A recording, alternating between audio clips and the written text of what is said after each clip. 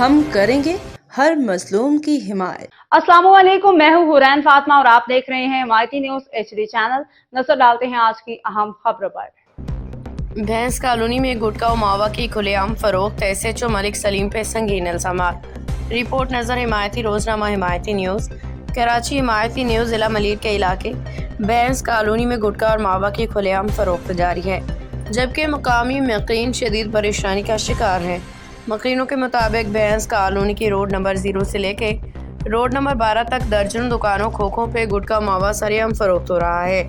آصف عباسی ماوے والے نورانی ریسٹورانٹ کے سامنے روڈ نمبر 9 محمد رمضان عبداللطیف جویا پرانا قبیلہ سمیت متعدد مقامات پہ غیر قانونی کاروبار جاری ہے۔ اہل علاقہ کا کہنا ہے کہ SHO ملک سلیم کی تعیناتی کے بعد گٹکا مافیا کو کھلی چھوٹ مل گئی ہے۔ قانون نافذ کرنے والے ادارے کوئی مؤثر کارروائی نہیں کر رہے۔ مقینوں نے حکومت سندھ، IG پولیس اور متعلقہ اداروں سے فوری نوٹس لینے کا مطالبہ کیا ہے۔ ماہرین صحت کے مطابق گٹکا ماوا کا استعمال منہ، حلق اور معدے کے کینسر سمیت متعدد مہلک بیماریوں کا سبب بنتا ہے، جبکہ عدالت عالیہ سندھ پہلے ہی ان مصنوعات پہ مکمل پابندی عائد کرنے اور فروخت کرنے والوں کے خلاف کارروائی کے احکامات جاری کر چکی ہے۔ عوامی حلقوں نے عدالتوں اور قانون نافذ کرنے والے اداروں سے اپیل کی ہے کہ بھینس کالونی میں گٹکا ماوا کی فروخت کے خلاف فوری کارروائی کی جائے تاکہ نوجوان نسل کو اس خطرناک لت سے بچایا جا سکے۔ قانونی پس منظر۔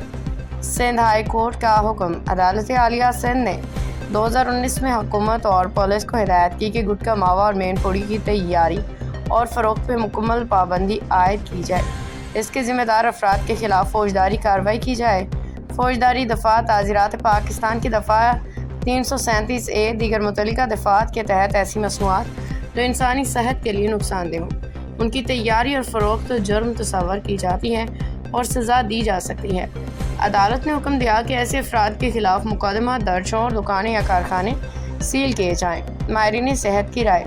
گٹکا اور ماوا کا استعمال منہ کے کینسر، مسوڑھوں کی بیماری، دل و جگر کے امراض اور لت لگنے کا سبب بنتا ہے۔